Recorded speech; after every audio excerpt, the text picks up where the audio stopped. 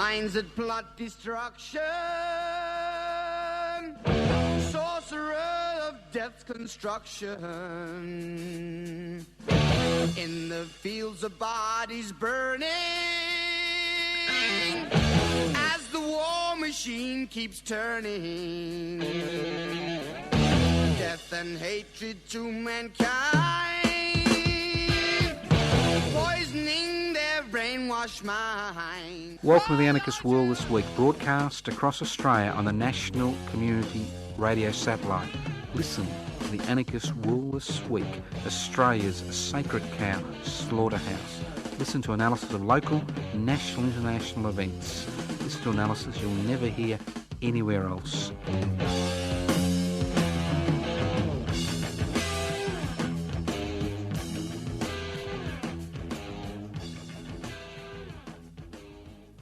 Welcome to the Anarchist World This Week, broadcast via the Community Radio Network, north and south, east and west, every state and territory in Australia, streaming live on 3cr.org.au. This program is podcast.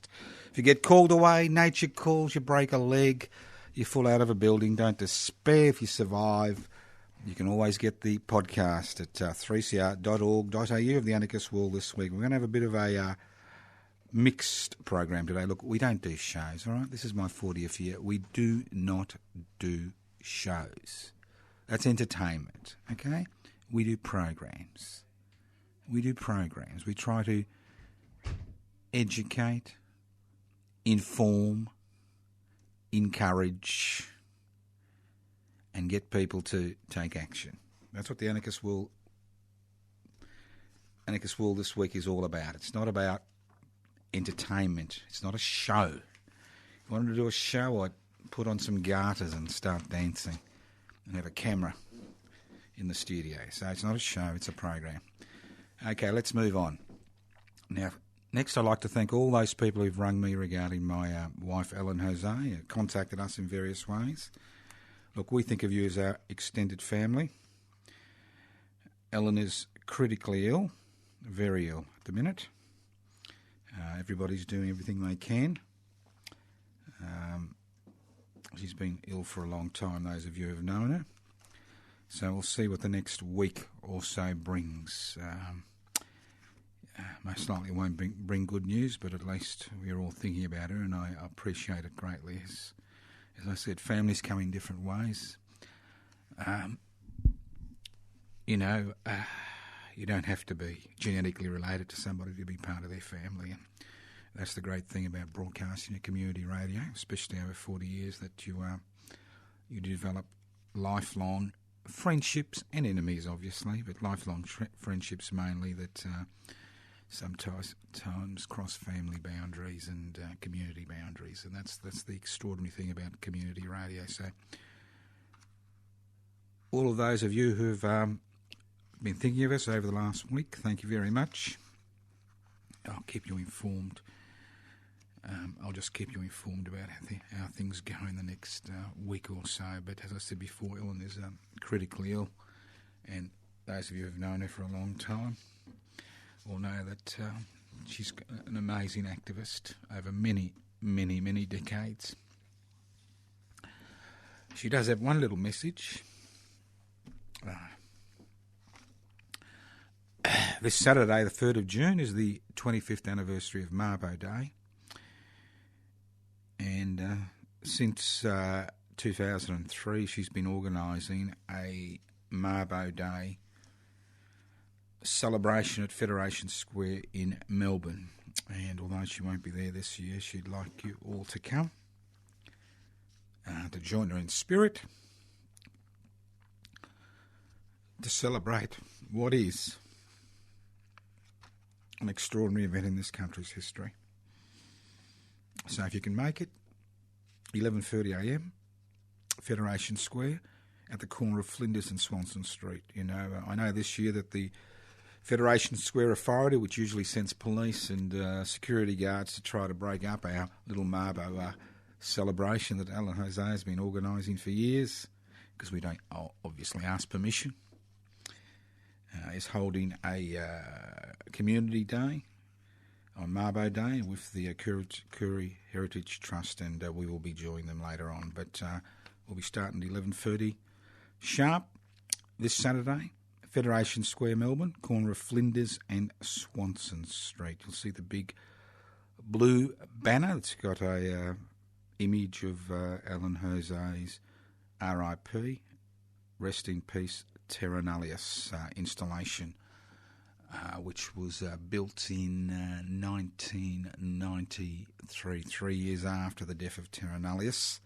It's a traditional Torre Strait Islander tradition is to have a tombstone opening about 3 years after the death of an individual, and she felt it was appropriate in her own way, in her own ironical way, to actually have a tombstone opening for Terra Nullius, so there will be a picture of that. Now, since 2003, Alan Jose, a Torre Strait Islander elder who has lived in Melbourne for over 40 years, and his family comes from Mer, Darley and Hall Island in the Torres Strait, has organised a yearly Marbo commemoration in Melbourne at Federation Square to mark the end of the historical fiction this land was uninhabited before it was colonised by the British Crown in 1788. Terra Nullius, beautiful word, Terra Nullius, the land of no one. People who had lived here for over 40,000 years were just ignored. Fauna and flora. They weren't human beings. It was the land of no one. No one was here. So the British Crown could take it, couldn't they? This year, unlike in previous years when they've put security guards and police onto us because we haven't asked permission to use open public space which has been privatised, which is Federation Square, the Federation Square Authority and the Koori Heritage Trust has organised a Marbo Day community picnic and celebration at Birrarung River Terrace next to Federation Square from midday to 3 p.m. on Saturday, 3rd of June. After the Federation Square event at 11:30am, after we finish, it'll be 12:30, we encourage you to walk with us to Birrarung River Terrace to enjoy a fantastic program of live Torres Strait Islander performances, including music and entertainment. So, it's a Saturday. Hay and rail will shine. We will be having this commemoration. As I said before, Ellen's been organising it since 2003. She was the chairperson of the, I think it was Wongai Association, which had a large celebration here in Melbourne in 2002 to mark the 10th anniversary of the Marbo decision. So why celebrate on Marbo Day? As we know, reconciliation begins on Sorry Day, the 26th of May. It was followed by the 50th anniversary of the referendum in 1967, which gave the Commonwealth power to make legislation for Aboriginal and Torres Strait Islanders. Before that, only states had the power to make legislation. And the woeful situation people found themselves in, where they were prisoners basically in their own land, was specifically due to state legislation which attempted to annihilate the original inhabitants of this country and the islands around this country. So Reconciliation Week begins on Sorry Day, the 26th of May, marks the 67 referendum on the 27th of May, and ends on Marbo Day, the 3rd of June. So why should you, as a non-Indigenous Australian, because I don't use the word white Australian anymore, we're not a white society, we're a multicultural society. We have people from every corner of the universe in this country, every colour. And that's the beauty of living in a city like Melbourne. Melbourne is a marvellous city, not because of the infrastructure or the political structure or the fact it's a relatively peaceful city, but because it demonstrates that a peaceful, successful, multicultural society is possible. Obviously, there are many problems we would like to overcome, as cities around Australia face the same issues around Australia. But the larger cities and many regional cities now are becoming multicultural cities. They are multicultural cities, irrespective of whatever people attempt to say or do. We're not a white community. We have people of all skin colours, religions, sexual orientation, genders in this land. So why should anybody who's not a Torre Strait Islander celebrate Marbo Day? Why? When Australia was invaded and colonised on the 26th of January 1788, and the flag was raised when Cook raised the flag in 1770, 18 years previously, to claim the east coast of Australia on behalf of the British Crown, the British colonisers acted as if the land was uninhabited. Obviously, they knew the land was inhabited because there was resistance for over 130 years to the colonisation process. Across every inch of land on the Australian continent and the islands around this continent was contested land. Over 40,000 years of civilisation was swept aside in an orgy of destruction that resulted in the violent dispossession of people who had a long and fruitful association with this land.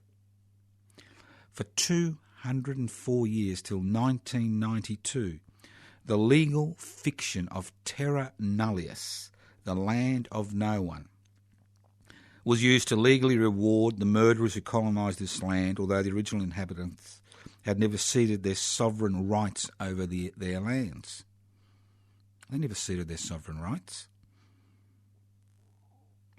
In 1982, 3 traditional landowners from the island of Mer in the eastern Torre Strait, Eddie Cookie Marbo, Father Passy and Grandfather Rice, set in train a series of events that began in the Queensland courts during the Bjelke-Petersen era and ended in the High Court of Australia, that overturned the doctrine that Australia was unoccupied terra nullius at the time of the British invasion.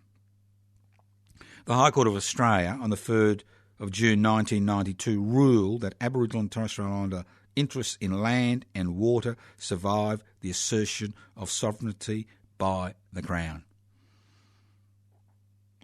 So these are the court of the colonisers. The colonisers' courts ruled that what they had done and the legal precedents they were using, their own legal precedents, terra nullius, were wrong. They were wrong. This is the High Court of the colonisers themselves, deemed in 1992 that what had occurred was wrong, and that Aboriginal and Torres Strait Islanders continued to have an interest in land and water, and that interest survived the assertion of sovereignty by the Crown. Now, the judgment, and those of you who are old enough to live during that period would wake up to headlines of Indigenous people setting up the tent in your backyard and claiming that tent. Serious, deadly serious. That's the calibre of the reporting in all forms of media regarding the judgment, because here we were, the thieves, the murderers, the rapists had been found out, and they were about to lose. They could have lost some, a little bit, a tiny, tiny, tiny fraction of what they had. So it didn't take long for the law and letter of the judgment to be buried in bucket loads of extinguishment by successive federal governments. Now, a lot of people think that the decision in 1992 was a flawed decision. The decision wasn't flawed. What was flawed, as we will see with the Uluru Statement, as we will see in a minute, what was flawed was how the system was used in an attempt to negate the decision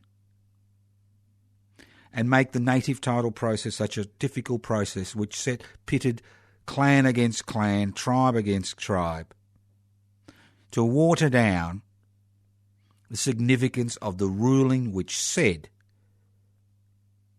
the titles of the original inhabitants' native title still stood. 25 years after the High Court judgment gave Aboriginal and Torres Strait Islanders rights to land in law, the question of sovereignty, the extent of native title, and a need for a treaty or treaties between Indigenous and non-Indigenous Australians continues, despite attempts by successive federal governments to bury the issue, to be the single most important impediment to reconciliation between Indigenous and non-Indigenous Australians.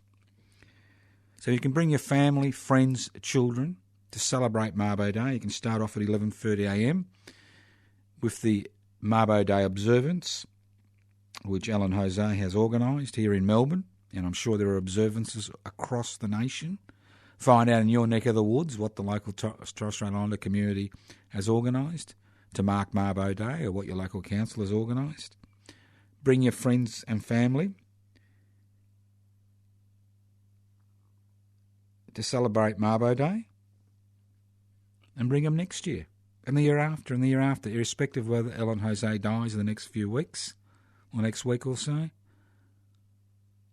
What people like her have done will continue to live on, and more importantly, make us a better people and a better society and a more just and humane community. So if you're in Melbourne, join us at 11:30am, corner of Flinders and Swanston Street at Federation Square. And then after the ceremony, where Alan Jose will be there in spirit, we will walk down to the community festival down at the riverbank. Let's move on. Now, it's interesting, isn't it? I mean, this society works in an interesting way, because what happens is you have a crescendo and then nothing. It's this with the Uluru Statement. Now, obviously, having delegates, Indigenous delegates from across the country,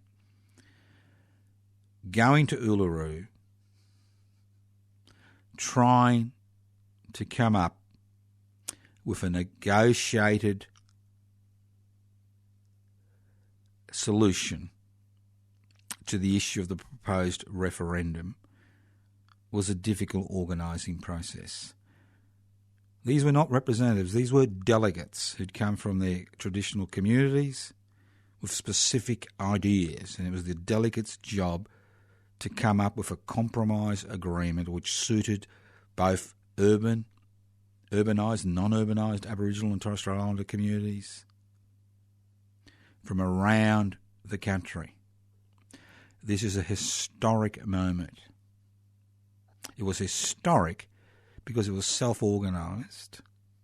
It was historic because it was based on the idea of delegation. It was historic because of the symbolism of having a Uluru at the heart of the Australian continent. The delegations from Indigenous delegations from every corner of this land went there to come up with a compromise solution, irrespective of what you or I think. At the end of the day, it's irrelevant. What's relevant is the solution that was come up. 50 years to the day after the 1967 referendum counted Indigenous Australians in the Senate, their delegates have said with one voice, they've said, it's now time to hear us. It's now time to hear what we would like. And the first thing they would like is a representative body of the over 250 nations which existed on this continent and the islands surrounding this continent, including both Aboriginal and Torres Strait Islanders, a representative body to be incorporated in the Australian Constitution, which is able to offer advice, not tell government, but offer advice to government through a representative body of what Indigenous Australians, the nation's First Nations people of this land, want It's a simple request. There is nothing radical about it. The only radical thing about it is they want it incorporated in the Australian Constitution. They don't want symbolic recognition. They want that recognition that as a people, as peoples across this land, they are able to have a representative body in the... They're not asking for a third chamber of Parliament. They're not asking for reserved seats in Parliament. Everybody tries to, make it more difficult than it is, but a simple request. And they want it incorporated in the Australian Constitution because that means that if the Australian people agree to that request, it's not a demand, that request, then it's only the Australian people who can remove that representative body, because the history of representative bodies in this country, and those of you who are old enough to remember the history of representative bodies, is that governments set them up, governments get rid of them. Whether it's an advisory group which is handpicked by government, or whether it's an administrative or it's a representative body as we had in the past, where Aboriginal and Torres Strait Islander people elected representatives to a group which then advised government, which is, happened 15 years ago. It happened. But to incorporate it in the Australian Constitution means that the government of the day cannot wash its hands of that group, and making a representative organisation means that the government of the day cannot appoint the people it thinks will follow their ideological objectives to advise them. Simple. The second request was, again, exceptionally simple. Exceptionally simple. Was to put in place a process by which Aboriginal and Torres Strait Islanders, this nation's First Nations people, could negotiate treaties at a local level, a local government level, state government level, and possibly a treaty at a federal government level. Whether these treaties would be with individual tribal groups, or whether regional groups, or whether national on a federal level. But to actually initiate a process by which this can occur. A process. They're not asking for it to happen now, but a process. This was a compromise decision. Many people want treaties now. But this was a process to be put in place to look at the issue, to build a road via which this can occur at some time in the future. And the third statement was very simple. For a commission to be established to look at the past. A Justice and Reconciliation Commission. So that all Australians can understand. We can all understand, whether we're immigrants, whether we were born here, whether we've been here, our families have been here for generations or just arrived. We can understand why Indigenous Australia finds itself in such a difficult situation. Such a difficult situation 233 years after colonisation began. Because we need to understand the past, so we need to learn about the past to understand the present and change the future. And that's what the process of the Tanaminiwai Morbo Hina Commemoration Committee was all about. I mean, that committee worked for a long time to ensure that a monument was established in the city of Melbourne at the corner of Franklin Street and Victoria Street, a monument you can go to and stand there and sit and reflect in the garden-like setting, which highlighted the injustice of what occurred on the 25th of January 1842. A monument which can act as an impetus for that Truth and Reconciliation Committee, a monument which can act as an impetus for the erection of monuments around the country to all those freedom fighters, those tens of thousands of men, women and children who gave up their lives, defending their lands, never ceding their sovereign rights.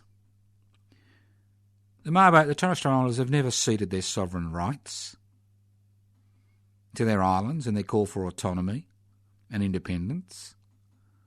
The Marbo decision never removed their sovereign rights. It said they had rights because the law which they had used, the colonisers used, was wrong. You listen to the Anarchist World This Week, broadcast across Australia on the Community Radio Network. This program is streaming live on 3cr.org.au. The program is podcast. You can access the podcast by going to 3cr.org.au. My name is Joe Toscano. I'm hosting today's program. Now, two more things that are happening. The public interest before corporate interests is changing tact in terms of its mechanisms via which to be registered as a political party. We know we need to get more involved in activities that occur in the community. We know that. Plain as simple. Black and white. Everybody knows that. So what we will be doing over the next 18 months is the first thing we'll be doing is we'll be holding a rally. Not one rally. We never hold one rally. A gathering on the steps of the Victorian Parliament House at Spring Street in Melbourne on the last Wednesday of the month at midday from 12 to 1, and then we'll follow up with a community gathering and picnic. That's what we want. We want you who are listening to this program who live in the city of Melbourne and the regions to come and join us. And if you're not a member, we'd like you to come down and become a member. And if you're on the electoral roll, even better, because then we can use your membership as one of the 550 members we require on the electoral roll to become a registered political party. And if you're not on the electoral roll, we still want you as a member. So this is an opportunity for people around the country to organise similar gatherings in their neck of the woods. So if you are interested in public interest before corporate interest, and you'll find nobody else is interested in public interest before corporate interests. Nobody cares. No such thing as a public intellectual. In Victoria, the Victorian state government is one with the private sector when it comes to providing public infrastructure, and we'll talk about that in a minute. So you and me, we are the people we've been waiting for. Not them, not the representative bodies they set up, not Parliament, not the person down the street who's into Nintendo, but we. We are the people we've been waiting for, and we need to get together, and we need to work together. And we are a political party, public interest before corporate interest, which is based on the fact of our common objectives, our common interests, the commoner, the commons. What were the commons? They were the lands which were able to be used by everybody. When the Industrial Revolution occurred in England, the common lands were confiscated, closed down to force agricultural workers into the hellhole of the industrial age, to create profits for the emerging corporations.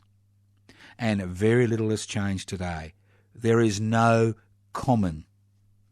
As I said at the beginning of the program, even at Federation Square when Ellen Jose organises a small gathering of less than 50 people every year to mark Marbo Day on the 3rd of June, what happens?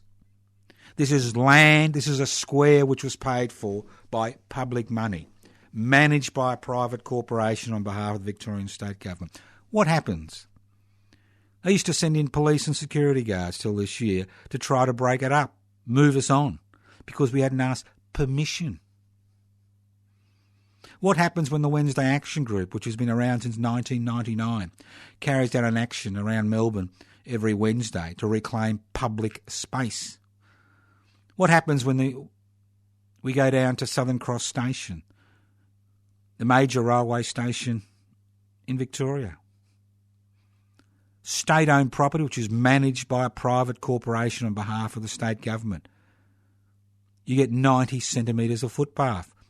We've had 30 or 40 police turn up, for 12 people. Extraordinary. So the common land, the common interest has been totally privatised. Totally privatised. And so public interest before corporate interest is to ensure, guarantee, write in iron, chisel in iron, that the interests of the community as a whole always takes precedence over the interests of privately owned corporations whose major responsibility is to create ever-increasing profits for their major shareholders, irrespective of the human, social and environmental costs.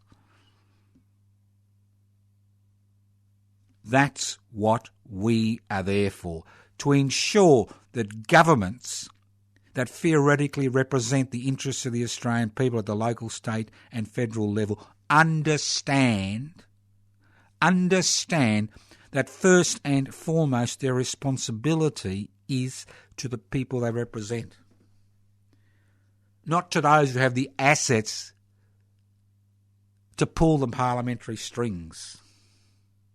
For example, defending and extend public housing in December last year, we were approached by Friends of Public Housing in Victoria to assist them in getting up the idea of public housing. And this is an exceptionally difficult struggle. And I'll tell you why. Because people don't understand what the word public means, what public housing is, what it was, what it should be. And when you're faced with a government apparatus which uses every trick in the book, every lie and every trick in the book to privatise public housing, you know that you have a real struggle. As we see a state after a state being closed down and redeveloped, what do we see? What do we see? We see the people that have lived on these estates for decades moved away, not giving a guarantee they'll be taken back. And then we see these new estates which have been formed by so-called private-public partnerships, which give ownership to so-called social and affordable and community housing groups, which are little more than private corporations, irrespective of whether they're for profit or not for profit, who then change the parameters via which people use public housing. $6 billion was raised from stamp duty in Victoria alone. If that $6 billion which is raised from the sale of stamp duties is quarantined to build public housing, you could build 20,000 new public housing units every year, just in the state of Victoria. And if you replicated this across the nation, that stamp duty money be quarantined for public housing, you could build 60,000 new housing units every year across the country. Not only build, but manage. But there is no political will. It's all about privatising these assets by using every trick in the book, by using the so-called, welfare sector, all those organisations which make hundreds of millions of dollars by providing services to the community on behalf of state and federal governments, when you're battling against them, you're battling against the state governments, which have forgotten what the word public means.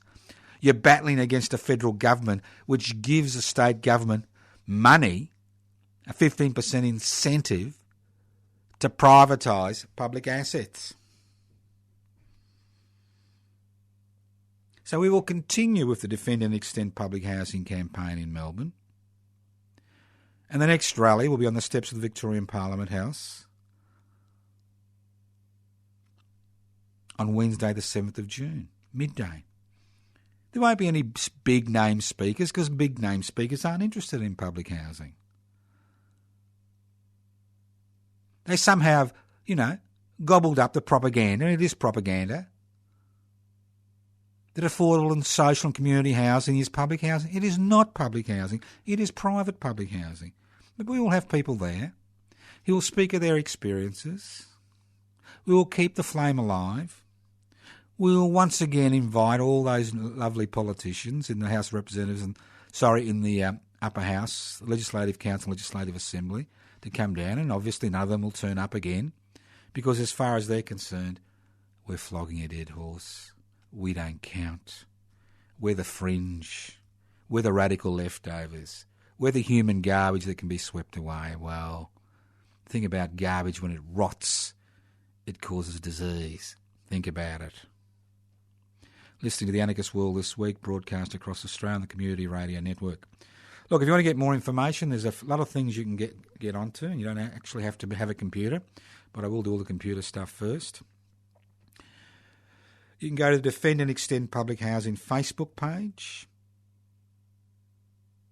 and get organised for the next rally on the 7th of June, midday, Wednesday, which is a parliamentary sitting day. Isn't that wonderful? A parliamentary sitting day. So what are the 4 requests? Not big enough to make demands, but we can make requests. No more public titles will be transferred or sold to privately owned organisations. Current and future governments will not enter into any more private public housing partnerships. The management of public housing will not be transferred to privately owned organisations, and that public housing stocks are substantially increased. Access to adequate, secure public housing is the glue that is the key to social cohesion. No public housing, no social cohesion. More private security guards, more homeless people, more violence, and the list goes on and on. And all this garbage about trying to get, private-public partnerships, it's just that, because in every one of those partnerships, it's the private sector which benefits enormously by getting its claws onto publicly owned land, which then it can sell for a profit. That's what it's about. That's what it's about. And that's what public interest before corporate interest is all about. So it doesn't matter where you're listening to this program in this country. Have a look at the website, Public Interest Before Corporate Interest. Download the application form, info@pipsy.net.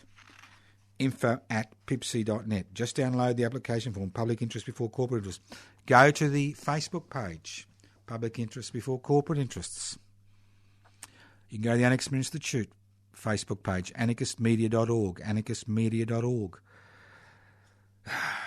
You can also look at my own personal Facebook page. Yes, you won't find out what colour underpants I'm wearing. I don't even know what I am. What colour I am. I think I just put them on today. But go to the Facebook page, Toscano, Toscano, for the public. Toscano for the public. Become a friend. Look at the Fort Bubbles, which we put up 5 or 6 times a week, just about different issues and about different things that are happening in the world, just to open people's eyes to what's happening. Because at the end of the day, now this is a very radical idea. At the end of the day, the type of society you're left with, the type of human interaction you have, to a significant degree depends on people like us who are willing to stretch the envelope, who are willing to make the demands, who are willing to put forward new ideas. And if there's one thing I've learned in 48 years of being an activist, or is it 49 years? 49 years this year of being an activist, 50 years next year. If there's one thing I have learned, if you wait for somebody else to initiate something, it will never happen. You need to initiate it yourself, or come together with other people to initiate it. And once it's initiated, it becomes a powerful force. You may be deflected, kicked, ignored, arrested. It doesn't matter. At the end of the day, those ideas become part of the cultural fabric, the social fabric. 50 years ago, many of the things we take for granted today were illegal. Things like, people in same-sex relationships being able to carry out those same-sex relationships without the law being involved, without being humiliated, degraded in the community at large. And that came through activism. Indigenous people, their struggles, the struggle for gender equality, the struggle for social equality, the struggle for wages, conditions, all these struggles that have been at the forefront of making this country a country to be admired are now disappearing, going away,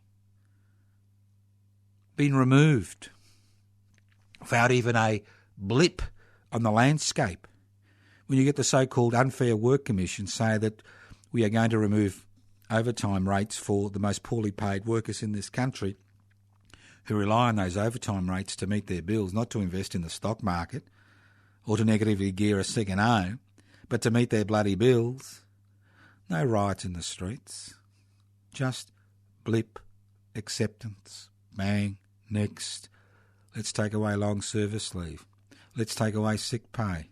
Let's take away this. And if you're on an individual contract, especially for those in these so-called new disruptive industries, you love the word, the new disruptive industries, the Ubers of the world, the Deliveroos of the world, who are based on the old-fashioned concept of employing labour for the lowest wage possible without providing any of the benefits of full-time employment.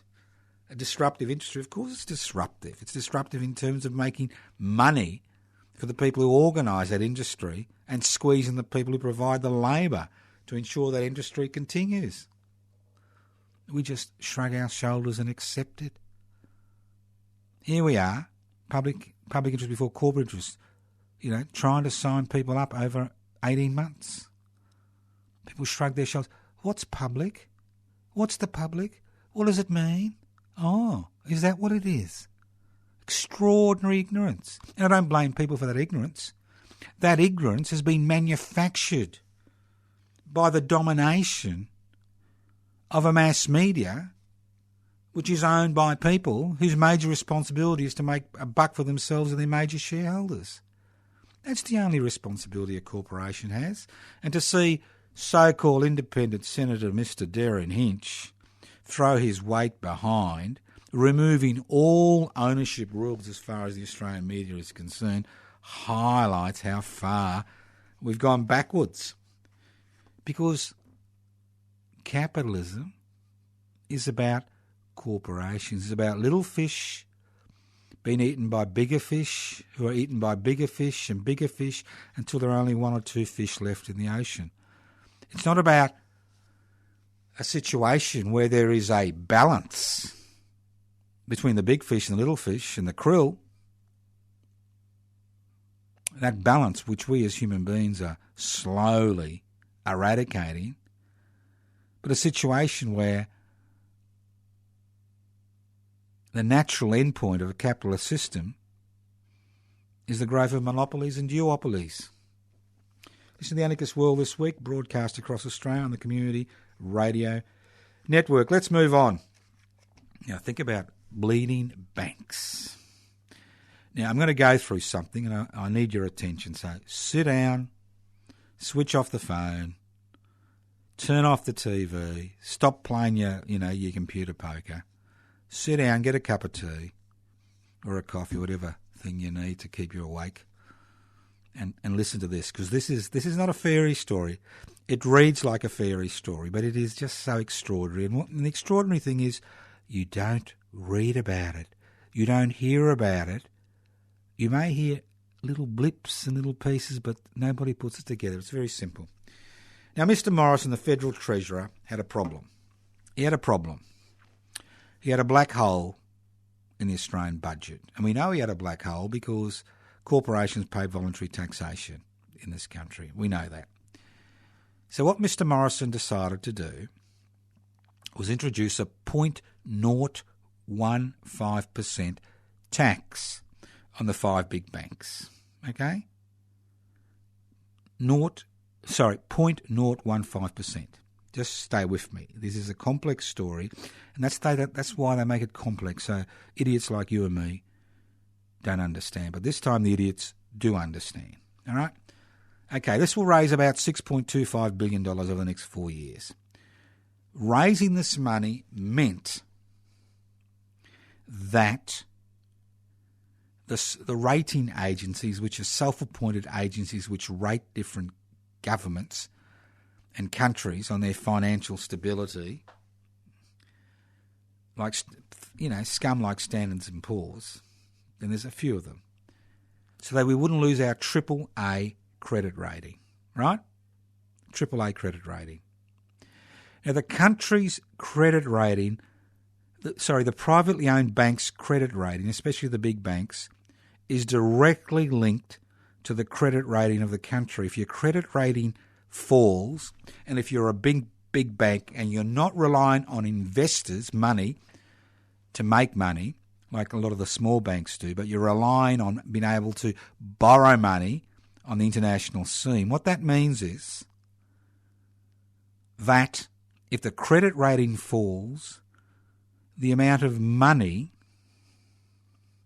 the amount of interest you have to pay on borrowed money if you're a big bank increases. So if Australia's credit rating fell from AAA to AA+, you would find that the cost to the big 5 privately owned banks to borrow money would increase by 10 to 15 basis points. So what's a basis point?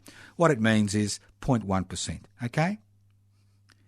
That would mean if Australia's credit rating fell, that they would have to pay an extra $6 billion in interest per year to borrow the money they need in order to continue to make their multi-billion-dollar profits. So the fact that the government placed a tax on these 5 large banks, which is actually less than the money that would be saved if the money that they would need if the credit rating fell, means that they've done very well out of this. Now, at the same time, we were told the smaller regional banks would have a competitive advantage. But what did the rating agencies do? They decreased the rating on the regional banks, which means those regional smaller banks which need to raise capital in the open marketplace will need to pay more money. Now, this would have happened to the 5 big banks. So here they are, screaming and carrying on about a piddling tax to raise $6.5 billion when they get a $5 billion subsidy from the federal government because it did something to continue the AAA rating, and they're bitching about paying a little bit of extra money. They would have had to pay $20 billion extra over 4 years, and it gets better. Now, how many people remember that the government has an $850 billion guarantee on the major banks? Now, in the past, when the Commonwealth Bank over 2 decades ago was owned by the people of Australia, there was an inherent government guarantee in the Commonwealth Bank. But now this guarantee is linked to deposits of $250,000 or less. So if you've got money in a major bank and there is a financial crisis, the government has guaranteed your money if you have $250,000 or less in deposits in a bank, and that guarantee is worth $850 billion. So having that government guarantee for the major banks ensures that the major banks are rated as the top 20 in the world, because they're government guaranteed. And on top of that, if there's a financial crisis, these same privately owned banks have access to $200 billion emergency fund. Now, these maggots never tell us this. And the fact that they've got to pay a little bit of extra tax, $6.25 billion over 4 years, which is about $50,000 a day for each of the major banks, is nothing when you compare it to the $1 trillion guarantee which is there on those banks, when you compare it to the fact that there's a AAA credit rating which saves them over $20 billion over 4 years. Think about it. You've been listening to the Anarchist World This Week, broadcast across Australia on the Community Radio Network. My name's Joseph Toscano. I've been hosting today's program. Don't forget, if you're in the city of Melbourne, join us to celebrate the 25th anniversary of the Marbo decision on the 3rd of June 1992, which stated that the law of terra nullius was dead, buried, gone, wrong. Join us at the Ellen Jose organised 25th anniversary celebration at Federation Square at the corner of Flinders and Swanston Street at 11:30am, and then around 12:30am walk with us down to Birrarung, the River Terrace, to enjoy a fantastic program of live Torre Strait Islander performances. So why celebrate? Think about it. Be part of it. All right. Thank you for listening to the Anarchist World This Week. And all those sites you can get to. You can write to us. Yes, we do answer letters. Weren't many last week, but write to us. Post Office Box 20, Parkville 3052. If you've got any $1 stamps, throw them into the mail. We need $1 stamps. We want to do a mass mail out to many of our PIPSI members, and we need $1 stamps. $1 stamps. Why a mass mail out? You'll find out if you're a member in the near future. Post Office Box 20, Parkville 3052. I won't be answering the phone, but you can leave messages of support on 0439 395 489. 0439 395 489. You can go to my personal Facebook page, Toscano, Toscano, for the public. Toscano, Toscano, for the public. You can go to the Anarchist Media Institute website, anarchistmedia.org. Email me at anarchistage@yahoo.com. PIPSI website, Public Interest Before Corporate Interests. Go to the Facebook page, Public Interest Before Corporate Interests. Defend and Extend Public Housing. Go to the Facebook page, and the list goes on and on and on and on and on. Lots of things to do. It's up to you. Life is short, as we all know. You can unexpectedly be terminated. It can take a long time, or it can just happen in a second. So join us, make a difference, be part of that ongoing community struggle, that social struggle to create an egalitarian community. A community which is based on anarchist principles of no rulers, a community which is based on the principles of devolving power and sharing wealth. Thank you once again for listening to the Anarchist World This Week on your local community radio station, courtesy of the Community Radio Network. This is the Anarchist World This Week in the 40th year of broadcasting in Australia. Thank you once again. The program is podcast. You can access the podcast by going to 3cr.org.au. If you're in the city of Melbourne, don't forget, 12 o'clock today, Public Interest Before Corporate Interests gathering on the steps of Parliament House. Join us, have your say, join Public Interest Before Corporate Interests. Give them a fright, tell them, show them who's in charge. Thank you once again for listening to the Anarchist World This Week on your local community radio station. Tune in next week to the Anarchist World This Week via the Community Radio Network. Evil minds that plot destruction, sorcerer of death's construction. An analysis you'll never hear anywhere else. Anarchist World This Week, Australia's sacred cow slaughterhouse. 10 a.m. every Wednesday, Listen to the Anarchist World This Week for an up-to-date analysis of local, national and international events. Poisoning their brainwashed minds. Oh, Lord, yeah.